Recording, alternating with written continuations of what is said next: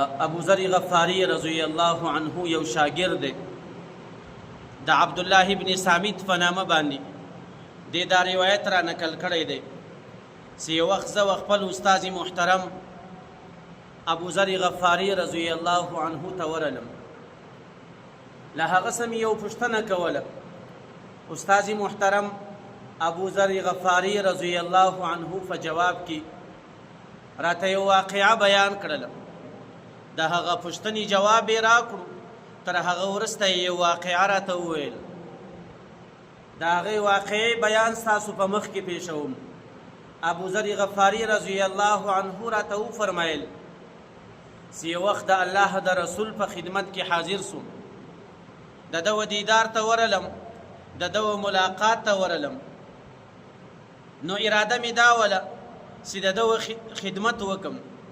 چې کله د لمانځه وخت را نږدې سو، نو ما د اوداسه دپاره نبی کریم صلی الله علیه وسلم ته اوبه راواخیستلې.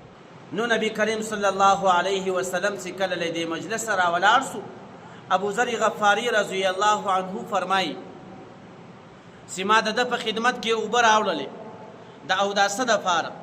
چې کله مې ده ته اوبه ونیولې، نبی کریم صلی الله علیه وسلم سر وښوروئ او ډیر تعجب یې وکړو، او د خپل شونډان مبارک دا یې هم تر غاشو لاندې کړلو، لکه د افسوس په حالاتو کې د یو تعجب په صورت کې چې انسان دا کار کوي. نو ما پوښتنه ځینې وکړه چې یا رسول الله، ابي انت و امي، زما مور و پلار دې تر تا قربان وي. یا رسول الله، ایا ما و تا ته څه تکلیف در رسولی دی؟ نبی کریم صلی الله علیه وسلم په جواب کې راته وایي چې لا ای ابو ذر، تا خو ما ته څه تکلیف نه دی رسولی. د صحابه کرامو سره به د دې شي ډېر فکر و چې داسې نه چې د محمد رسول الله په مخ کې له موږ څخه داسې قول یا داسې فعل یا یو داسې کار وسي چې په هغه باندې رسول الله صلی الله علیه وسلم ناراضه نه سي. نو فورا یې د ځان پوښتنه وکړه، ازیتک یا رسول الله، ایا له ما څخه تا ته یو څه تکلیف رسېدلی دی؟ رسول الله په جواب کې ورته فرمایي چې لا، له تا څخه ما ته تکلیف نه دی رسېدلی. د هغه بیان به تا ته وکړم ای ابو ذر. نو نبی کریم صلی الله علیه وسلم ورته فرمایي چې ای ابو ذر، ما ته الله تعالی وحی وکړي. نبی کریم صلی الله علیه وسلم ته چې به وحی کېدی، د وحی دوه صورتونه وو. یو وحی مطلوع چې د قرآن کریم په شکل باندې دی، یو بیا وحی غیر مطلوع دی چې هغه تلاوت نه بلکې د محمد رسول الله په زړه کې به الله تعالی څه شان ورچول. نو نبی کریم صلی الله علیه وسلم په جواب کې ورته فرمایي ما چې دومره تعجب وکړو، ما چې دومره افسوس وکړو، هغه په دې خاطر باندې چې زما په امت کې تر ما وروسته داسې کسان را روان دي ای ابو ذر چې هغه به لمونځ په خپل وخت باندې نه کوي، هغه به د لمانځه پابندي نه کوي، هغه به لمونځ په مسنون وخت کې نه ادا کوي. نو ابو ذر غفاری رضی الله عنه فرمایي چې زموږ په زندگی کې داسې وخت رالی چې کله د صحابه کرامو د خلفای راشدینو د حضرت ابوبکر، عمر، عثمان، علی رضی الله عنهم زمانه تیره سوله. نو د حجاج بن یوسف په زمانه کې داسې وخت موږ ولیدی.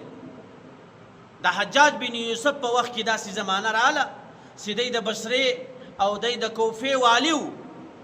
د جمعې و خطابت ته چې به کله حجاج رالی، حجاج بن یوسف د جمعې لمونځ ډېر ځنډوی، حتی و داسې وخت ته به وی کله کله ورسوی چې د مازدیګر وخت به په داخلېدو.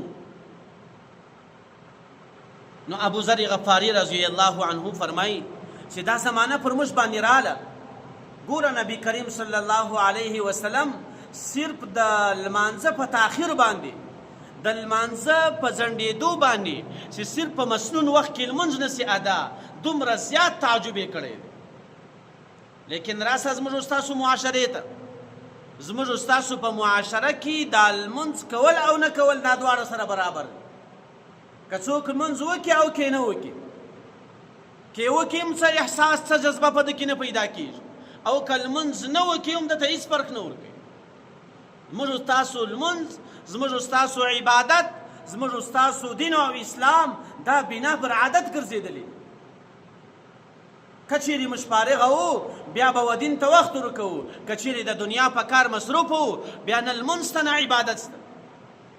وګورئ زموږ ستاسو په معاشره کې د ځوانانو حالات وګورئ چې د سهار په لمانځه کې په کلي کې یو ځوان هم داسې نسي پیښېدلی چې هغه د په پابندي باندې و جماعت ته حاضر شوی. ډېر کسان خو دا رقم ته دي چې هغو دا لمونځ ګر سره پرېښی دی، د دې ګر سره احساس هم نه ورته کېږي.